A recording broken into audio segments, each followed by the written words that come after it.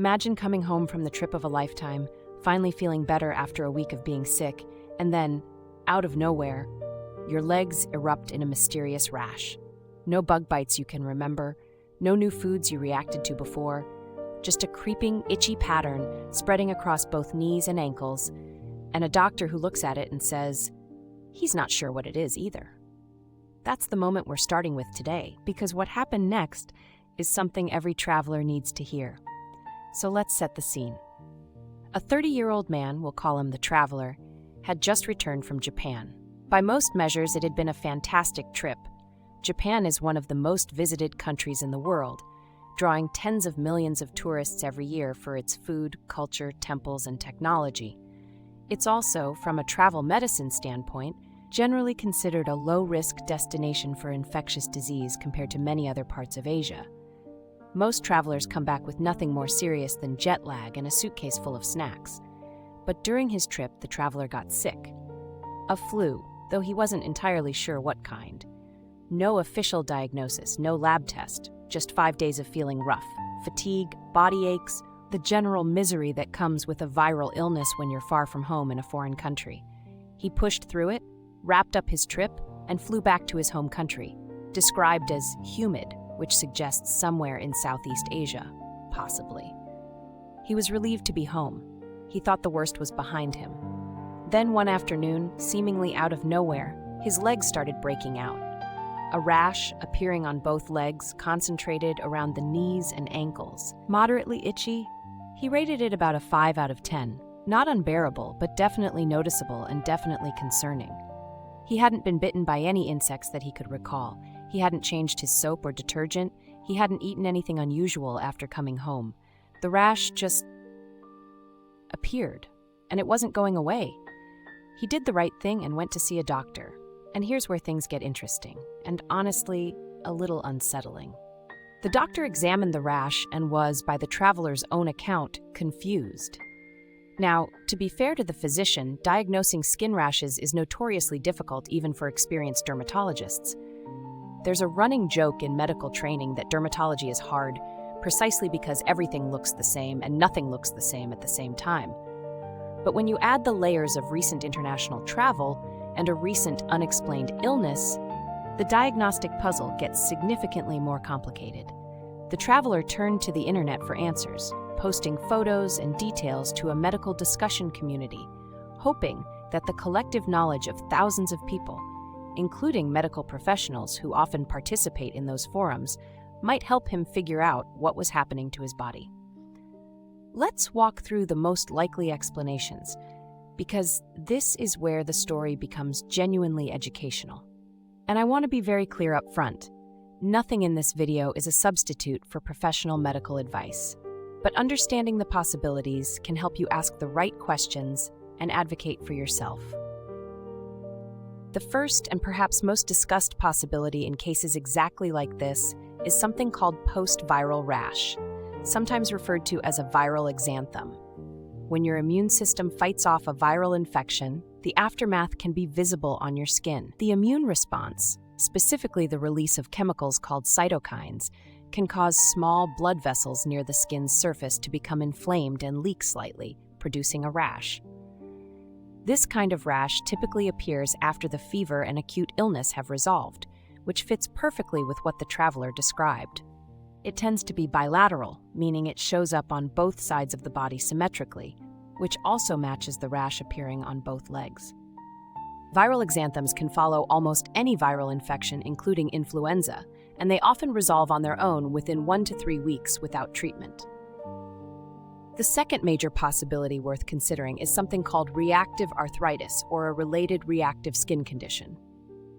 Sometimes after a bacterial or viral infection, particularly gastrointestinal infections or certain respiratory ones, the immune system doesn't fully shut off once the pathogen is cleared.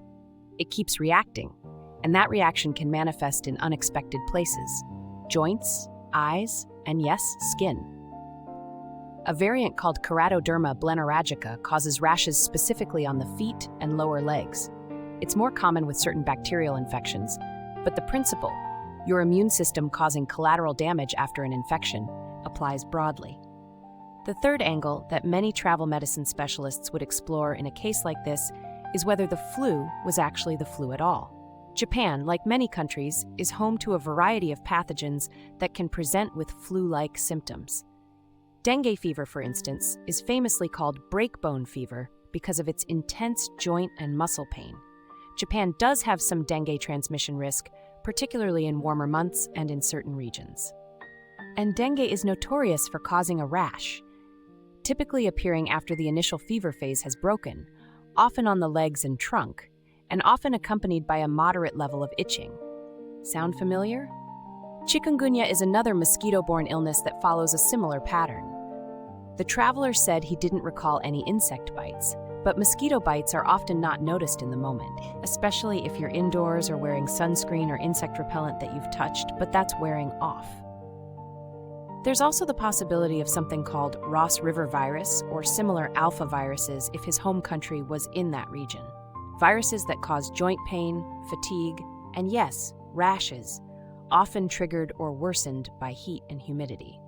The traveler mentioned returning to a humid home country, and heat and humidity are known to make many skin conditions flare up or become more visible. One more possibility that gets overlooked: medication reactions. If the traveler took any over-the-counter medications, antivirals, or supplements during his flu, even common ones like ibuprofen or certain antiviral creams, delayed hypersensitivity reactions can show up days after the medication was taken, long after you'd expect a drug reaction to appear. This is called a type 4 hypersensitivity reaction, and it's more common than most people realize. So what should the traveler and what should you actually do with all of this information?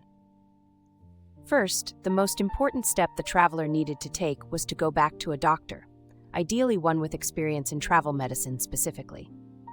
General practitioners are excellent, but travel medicine is a subspecialty for a reason. Diseases acquired abroad don't always look the way textbooks drawn from local populations would suggest. A travel medicine clinic or even an infectious disease specialist would know to test specifically for dengue, chikungunya, and other vector-borne illnesses common to the region visited. A complete blood count can show patterns that point toward viral versus bacterial causes. A detailed skin assessment by a dermatologist could help rule in or rule out specific diagnoses. Second, document everything you can remember. When exactly did symptoms start? What was the weather like? Were you outdoors at dawn or dusk? The peak activity times for Aedes mosquitoes that carry dengue. Did you wear long sleeves? Did you use DEET? Did anyone else traveling with you get sick? All of these details are forensic clues that help narrow the diagnosis. Third, and this is the lesson that goes beyond this one story, if you are traveling internationally and you develop any kind of illness, even one that seems mild and resolves on its own, tell your doctor about the travel history before they even examine you. Not after, not as an afterthought. The geography of where you've been completely changes the differential diagnosis. A rash in someone who never left home country means one set of possibilities. The exact same rash in someone who just returned from an international trip with a concurrent fever means a totally different and potentially more urgent set of possibilities. Words like dengue, malaria, typhoid, and chikungunya don't need to be alarming if caught early. They need to be on the table. And before you travel, see a travel medicine specialist. They can recommend vaccines, prophylactic medications if relevant, and give you a realistic picture of what health risks exist in your destination. Japan is generally safe, but no destination is risk-free. A 30-minute appointment before you fly could save you weeks of confusion and anxiety when you land back home. For the traveler in this story, we don't know the final outcome. He reached out for help, he consulted a doctor, and he was actively trying to understand what was happening. Those are all the right instincts. The rash, based on everything described, had several plausible explanations, most of them not dangerous if identified and managed correctly. But probably fine and definitely fine are not the same thing, and that gap is exactly where travel medicine lives. If this has ever happened to you, if you've come back from a trip with unexplained symptoms and felt like your regular doctor wasn't quite connecting the dots, you are not alone, and you are not being paranoid. Your body is giving you information. The job is to find someone who speaks the language. If you found this video helpful, please subscribe. We cover real health stories like this one every week, breaking down what actually happened and what you can do to protect yourself. Your next trip deserves more than just a passport. Stay curious, stay informed, and take care of yourselves out there.